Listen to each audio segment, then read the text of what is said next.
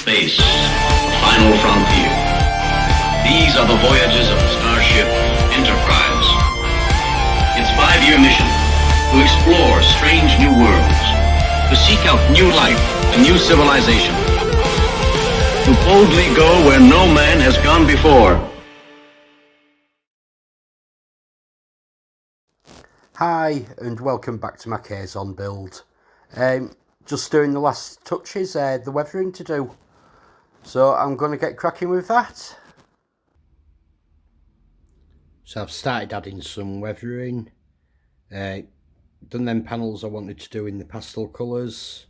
Got some rust and some browns random, but always brushing from the front towards the back. I've put another layer of clear coat over, and then I'm going to go over with some more colours, blend it in a little bit. But I'm quite happy how this is starting to look. I wanted it to look a bit battered and rough and messed up, because the Kazon don't really look after the ships because they're not clever enough to. So I'll have to get all this finished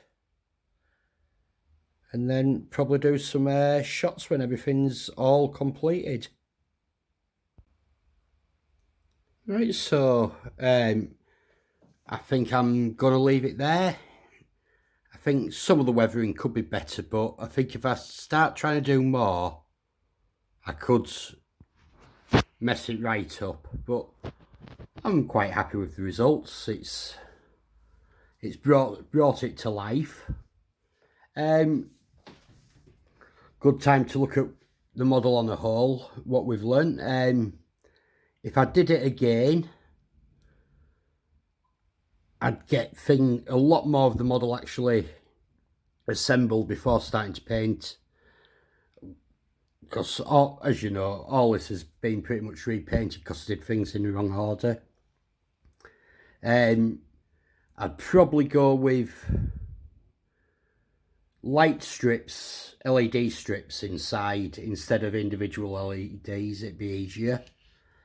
I'm happy with how these turned out, doing impulse engines and using hot glue and carving it down.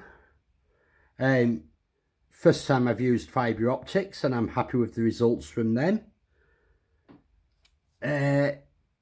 Some of these lights in the end aren't as great as I'd have liked this front part, and I put hot glue inside to try diffuse the light, but it's too much, and I've tried drilling, but the hot glue just closes up on itself again.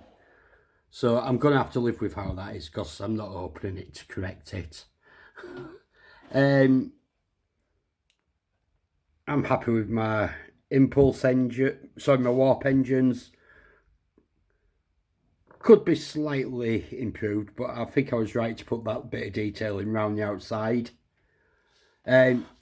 Really happy with what the base did. I like this idea with the LEDs to light the bottom. I'd probably go with a thicker tube in future. Still need to get that in place a bit better, but I'd go with a thicker tube so I could put a bit more height, so these LEDs, you could see better what they're actually doing.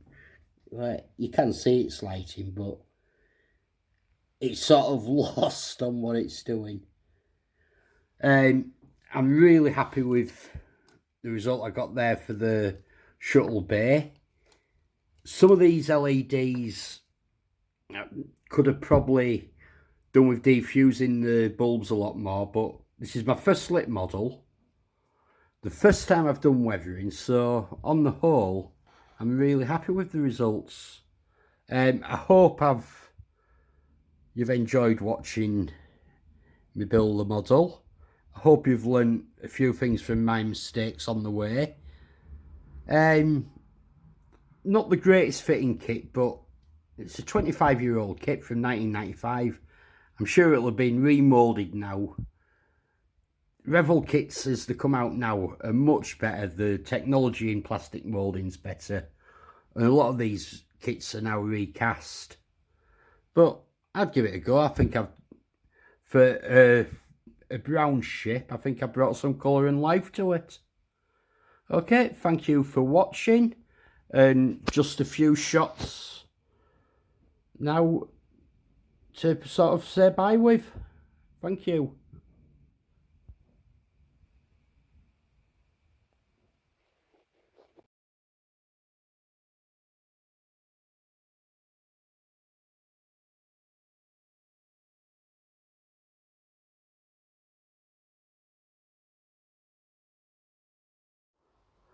Thank you for watching. I hope you've enjoyed this build series. Keep trekking and keep modelling. Goodbye for now.